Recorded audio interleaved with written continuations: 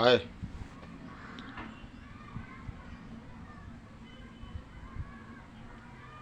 आशा करता हूँ सब बढ़िया से हो गए, अच्छे से हो गए।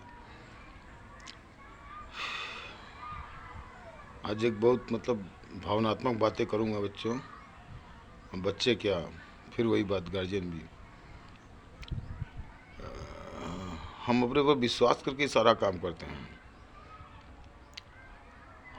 हम जानते हैं कि हम क्या कर रहे हैं, हमें मालूम है कि इस काम को कैसे पूरा करना है। हम उसे पूरा करने के लिए अपना पूरा प्रयास भी करते हैं, लेकिन 100 में से सिर्फ 20% पूरा कर पाते हैं, 80% हार जाते हैं। उन 80 में से 40% दोबारा न करने के लिए प्रेरित होते हैं, 40% दोबारा करने की कोशिश करते हैं। उनमें से फिर दोबारा जब करते हैं तो फिर वही परसेंटेज आता है, 20% पास, 80% फेल। इसका कारण जानते हैं क्या होता है? हम अपने बड़ों की बात नहीं मानते। हम अपने बड़ों को दरअसल ना, हम अपने बड़ों को मूर्ख समझने लगते हैं। हम अपने माँ बाप को गलत समझने लगते हैं। हम माँ बाप की बात नहीं मानते हैं।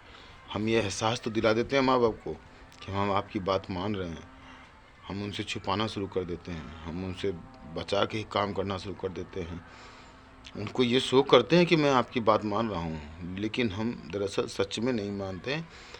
और ये एक्सेप्ट करो तो ठीक, नहीं एक्सेप्ट करो कोई बात नहीं है, लेकिन ये सिर्फ जहन में रखना कि ऐसा है कि नहीं। अगर ऐसा होगा तो रिक्वेस्ट है मेरी, ऐसा मत करना,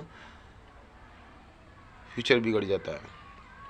एक छोटी सी बात बताता हूँ आपको। मैं बच्चे ना 8th में आते हैं, क्लास 8 में आते हैं, तभी फ्रस्ट्रेट होने लगते हैं। ये फ्रस्ट्रेट का मतलब जानते हो हिंदी में क्या होता है? 90% बच्चों को नहीं मालूम। बच्चों 90% तुम लोगों को नहीं मालूम होगा फ्रस्ट्रेट का मतलब क्या होता है, फ्रस्ट्रेशन क्या होती है। फ्रस्ट्रेशन का हिंदी अर्थ है मना कर देना, निराश हो जाना। निराश का मतलब क्या होता है? हिंदी तो हमें मालूम ही नहीं।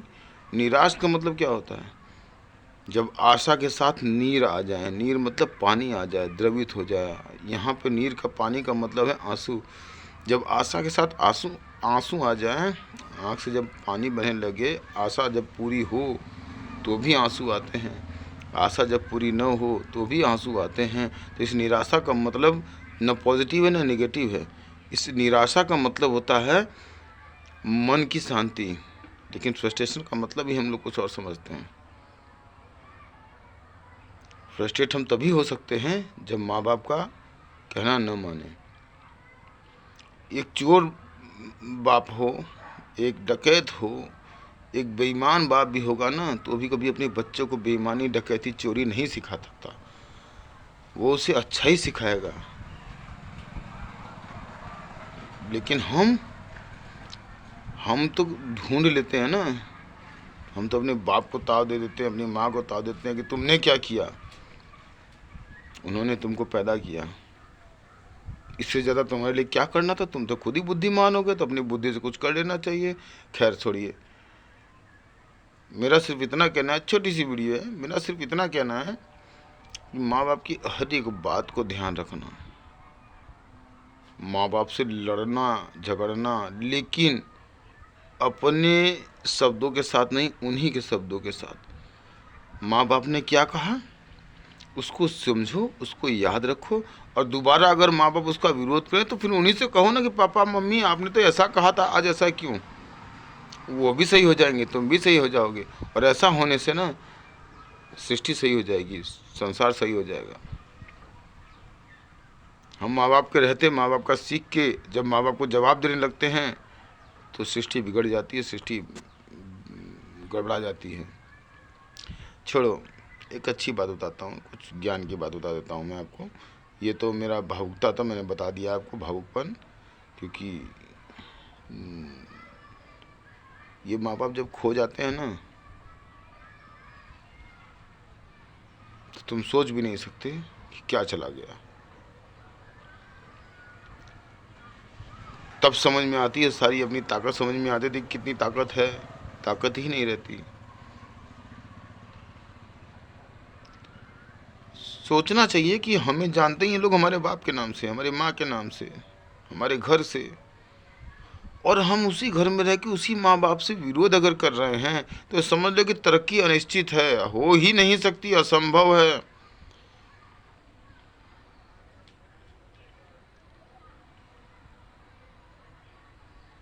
इतना जान लेना, अगर माँ बाप कहें कि चोरी करो ना तो चोरी भी करना। हालांकि ऐसा तो कोई माँ बाप इस संसार में आज तक मैं तो नहीं जानता, न किसी पुराण में पढ़ा है किसी चोर माँ बाप ने भी अपने बेटे को चोर बनाना सिखाया हो।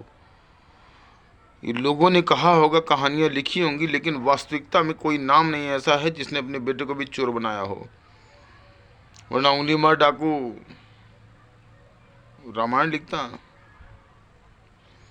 कोई माँ बाप नहीं चाहता मेरे बच्चे जो है गलत हों। अपने गलत करके अपने बच्चों को पालना, अपने बच्चों को सुख देना, बल्कि अपने बच्चों को सुख के लिए माँ बाप भले ही गलत हो जाते हैं। भगवान हमें देता है कि नहीं देता ये तो गारंटी नहीं है। ये तो हालांकि गारंटी तो है, लेकिन प्रत्यक्ष प्रत्यक्ष कोई प्रमाण नहीं है। लेकिन माँ बाप तो प्रत्यक्ष देते हैं ना। तुम जितने ही बड़े होगे, 4 साल, 8 साल, 10 साल, 15 साल, 20 साल, 25 साल, जितने भी बड़े होगे, वो बिना माँ बाप के तो हो ही नहीं गए। जो बिना माँ बाप के होते हैं ना, उनका एक स्टेज है, उनका एक स्टेटस होता है। कम से कम ये अगर मोबाइल पे अगर मुझे देख रहे हो, सुन रहे हो, तो ये स्टेटस तो उन बच्चों का नहीं होगा जिनके माँ बाप ने उन्हें नहीं पाला।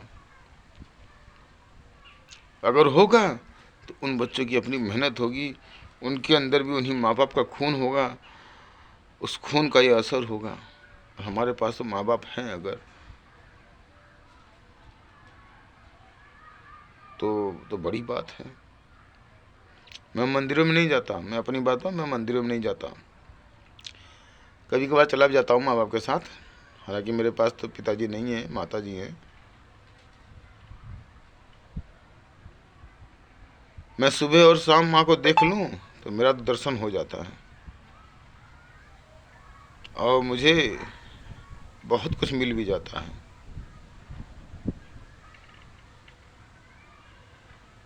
तो खैर, ये वीडियो सिर्फ इसलिए है कि माँ बाप की अवहेलना बिल्कुल मत करना, माँ बाप की वैल्यू को बना के रखना।